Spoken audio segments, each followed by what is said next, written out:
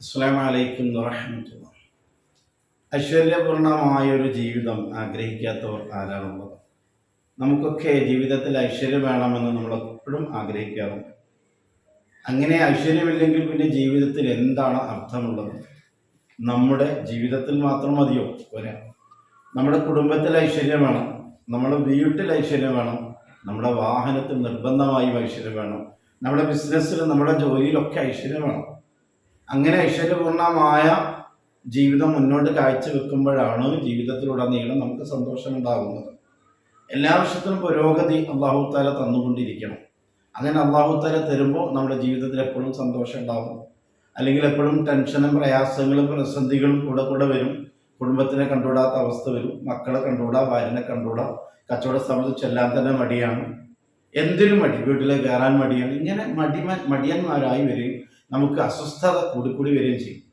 എന്നാൽ ഐശ്വര്യം ഉണ്ടാകുമ്പോഴും അങ്ങനെയല്ല, നമുക്ക് എല്ലാത്തിനും സന്തോഷമാണ്.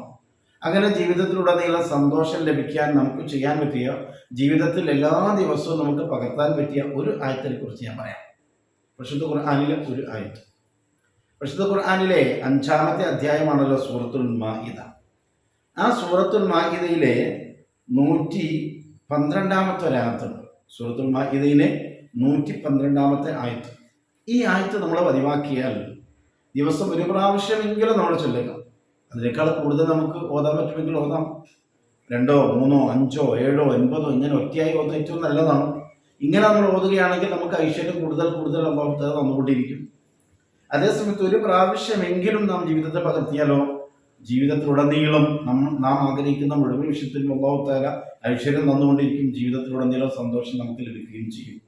അപ്പം അതുകൊണ്ട് തന്നെ ഒരു പ്രാവശ്യമെങ്കിലും നാം ഓതേണ്ട ഒരു ആയത്ത്, സൂറത്തുൽ മാഇദയിലെ 112-ാമത്തെ ആയത്ത്. ആ ആയത്ത് ഞാൻ സാവധാനത്തിലൊന്ന് ഓതാം. ഓതാൻ പ്രയാസമുള്ള ആളുകൾക്ക് കൂടി അത് കേട്ട് മനസ്സിലാക്കി ഓതാൻ വേണ്ടിയാണ് ഞാൻ ഇത്രയും സാവധാനത്തിൽ ഓതുന്നത്. ഇത് ഖാലൽ ഹവാരിയൂന, തുടക്കം അങ്ങനെയാണ്. ഇത് ഖാലൽ ഹവാരിയൂന യാ ഈസ ഇബ്ന മർയമ ഹൽ യസ്തതിഉ റബ്ബുക അൻ യുനസ്സില അലൈനാ മാഇദതൻ മിനസ് സമാ ഖാല തഖുല്ലാഹ ഇൻ കുൻതും മുഅ്മിനീൻ. ഇതാണ് ആയത്ത്. ഒരു പ്രാവശ്യം പറയാം. ഇത് ഖാലൽ ഹവാരിയൂന യാ ഈസ ഇബ്ന മർയമ ഹൽ യസ്തതിഉ റബ്ബുക അൻ യുനസ്സില അലൈനാ മാഇദതൻ മിനസ് സമാ ഖാല തഖുല്ലാഹ ഇൻ കുൻതും മുഅ്മിനീൻ. ഇത് അങ്ങ് ബൈഹാർട്ടാക്കുക, കാണാതെ പഠിക്കുക. നമ്മൾ പഠിക്കുക, നമ്മളെ ഭാര്യ പഠിക്കട്ടെ, നമ്മളെ മക്കൾ പഠിക്കട്ടെ, കുടുംബക്കാരൊക്കെ പഠിക്കട്ടെ, എല്ലാവരും പഠിക്കട്ടെ. എന്നിട്ട് ജീവിതത്തിൽ ഒരു പ്രാവശ്യമെങ്കിലും അത് ചെയ്യട്ടെ. അല്ലാഹു തആല ഐശ്വര്യപൂർണ്ണമായ ജീവിതം നമുക്കും നമ്മുടെ കുടുംബത്തിനും നൽകിക്കൊണ്ടിരിക്കും, നൽകുമാറാവട്ടെ. ആമീൻ ബിറഹ്മതിക യാ അർഹമർ റഹീം.